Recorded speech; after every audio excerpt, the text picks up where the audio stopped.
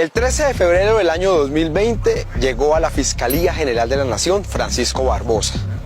Su paso había sido en la academia, no es experto en derecho penal, y luego había participado en la campaña de Iván Duque y fue funcionario de Iván Duque hasta que fue nombrado fiscal general de la Nación.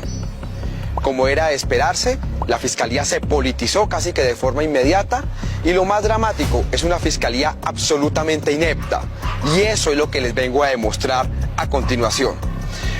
Por eso vamos a dividir este video en varios puntos. El primero, la ineptitud frente a los líderes sociales, líderes y lideresas sociales asesinados y victimizados, y frente al tema de combatientes de la paz. Básicamente, según la Unidad Especial de Investigación de la entidad, a noviembre del 2022, del año pasado, se contabilizaban 197 asesinatos de líderes y lideresas y apenas se alcanzaron 38 imputaciones, 8 escritos de acusación y 7 condenas. La famosa Unidad de Investigación para el Desmantelamiento de Organizaciones Criminales nunca fue fortalecida por Francisco Barbosa. Y cuando yo le pregunté por eso, solo dijo: yo soy exfiscal. Me quiso decir que hacía lo que se le daba la gana, y efectivamente brilla por su ausencia la justicia en este caso. Básicamente lo segundo es el famoso escándalo de la ñeñe política. Y en esto es que hay de todo. Lo primero es que como Barbosa había sido funcionario del gobierno Duque, y las fotos, como ustedes las están viendo, del expresidente, hoy en ese momento presidente Iván Duque, con el ñeñe celebrando y él en la posesión presidencial y demás, era lo más lógico que Francisco Barbosa se declarara impedido por el conflicto de interés. Pues no se declaró impedido. Además, en junio del año 2022, la Fiscalía archivó el proceso contra María Claudia, la famosa Callita Daza. Y recientemente la revista Cambio reveló un escándalo monumental. Y es que la Fiscalía habría omitido, creo yo, tal vez, posiblemente, de forma voluntaria, información sobre la ñeñe política para no investigar. Es decir, todo pareciera indicar que el fiscal Francisco Barbosa no investigó la ñeñe política y la dejó quedar ahí. A pesar de las evidencias y las mentiras, por ejemplo, del expresidente Iván Duque, que dijo que no conocía al ñeñe Hernández, y ahí aparecieron las fotos. Pero el tercer punto es tal vez lo más llamativo de una fiscalía politizada, inepta, complaciente o cómplice. Son decisiones que las hemos llamado incomprensibles de la Fiscalía, como Francisco Barbosa lo señaló, la mejor fiscalía de la historia, obviamente entre comillas. Feliz, yo ando en otro cuento, estoy contento y además creo que estamos haciendo la mejor fiscalía en la historia. Luego, para mí esto es fundamental, no leo críticas. En el caso Álvaro Uribe Vélez y el famoso caso de volteo de testigos, nombró a un tipo que desde el principio tuvo un sesgo, el señor Gabriel Jaimes, que se demostró el proceso. Luego se nombró un nuevo fiscal a finales del 2022 para tomar el caso y continuar con la solicitud de preclusión.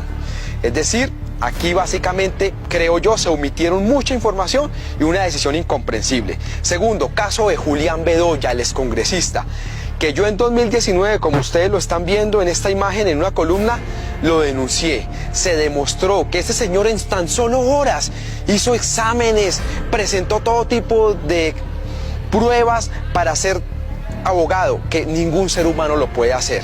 Y aunque la Corte Suprema decía básicamente que era inminente su condena, la Fiscalía quiere cerrar el caso. El caso Sergio Fajardo es uno de los casos donde se politizó en la elección presidencial la Fiscalía. Le armaron proceso porque no previó si el dólar iba a bajar o iba a subir. Esto es de lo más absurdo que puede haber. El caso de Memo Fantasma, que además salpica a la ex vicepresidenta del gobierno Duque, Marta Lucía Ramírez, exactamente es el mismo. Es decir, en casos muy dramáticos, la Fiscalía sencillamente miró, pero no vio. Uno de los temas, el cuarto, de los más llamativos que ha sucedido en el último tiempo es el famoso tema del Clan del Golfo, los supuestos 200 homicidios que no se quisieron investigar, pero hasta ahora lo que hay es que si se intervinieron algunas líneas telefónicas y cuántos homicidios eran, que no eran o que no eran. Les quiero demostrar cuál fue la magnitud del tema que se está investigando. Básicamente, entre el año 2008 y 2010, en la Sierra Nevada de Santa Marta y los municipios aledaños, hubo una verdadera batalla entre los hijos de Hernán Giraldo, que estaban formando un grupo, y el famoso Clan del Golfo, en ese momento llamado Urabeños, un tal Belisario y demás. Esa guerra dejó no 100, no 200, dejó por lo menos 500 asesinatos en toda esa región. Y aquí quiero que vean esta gráfica. Esta gráfica lo que muestra es el número de homicidios en la ciudad de Santa Marta. De hecho, el 1 de enero de 2012, cuando llegan los nuevos alcaldes y gobernadores, se instala el nuevo gobierno y eso comenzó con un famoso paro armado porque acababan de asesinar o de dar de baja a uno de los jefes del Clan del Golfo, en ese momento llamado Urabeños, y paralizaron todo el departamento. Entonces, si ustedes se dan cuenta, entre el año 2008, 2009, 2010, 2011, ven el tema de homicidio. Solo en Santa Marta, no estoy mirando todo Magdalena, no fueron 100, no fueron 200, por lo menos 500 homicidios y nadie ha dicho nada en la fiscalía. El último de los temas que les quiero mencionar, porque vamos a hacer varios videos de esto, es el famoso entrampamiento a la paz. La cosa es muy complicada porque la JEP este año denunció que en la fiscalía del cuestionado Néstor Humberto Martínez, lleno de conflicto de intereses y demás, todo parece indicar que había habido acciones que podrían concluir que se intentó entrampar el proceso de paz. Además, no hay que olvidar que el gobierno Duque intentó revivir a las FARC a toda costa para seguir causando el fantasma de un conflicto armado. Las famosas objeciones a la JEP, que en este Congreso ha durado 1 año y medio paralizando este Congreso de la República. Todo con el objetivo de seguir con el cuento de que había FARC y seguir embobando a la gente. ¿Qué pasó? Que Barbosa no nos ha dicho nada. Si fue cierto, si no fue cierto, qué investigaciones ha hecho. Se tapan, los de conflicto de interés se tapan entre ellos. Entonces el cuestionado Barbosa tapa al cuestionado Néstor Humberto. Y si después llega un amigo de Néstor Humberto, entonces el amigo cuestionado de Néstor Humberto tapa a Barbosa. Entonces no ha pasado nada. Y esto es muy delicado porque esto significa centenares de vidas. Si un Estado fue capaz o no, que eso lo tendrá que decir la justicia, de entrampar, que causó centenares de muertos, pues los colombianos mínimamente deberíamos saberlo. Este es el primero de varias entregas que vamos a hacer sobre la cuestionada fiscalía de Francisco Barbosa. Una fiscalía que, como ustedes lo han visto, mínimo es inepta y está politizada.